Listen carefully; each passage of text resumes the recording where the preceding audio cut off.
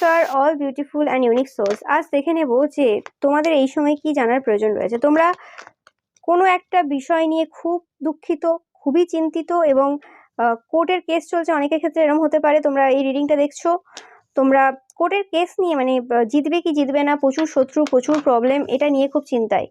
কিন্তু দেখতেই পাচ্ছ একা দাঁড়িয়ে আছো, তোমরা একাই লড়ছো, বাট তোমরা জিতবে, একদম 100% তোমরা জিতবে।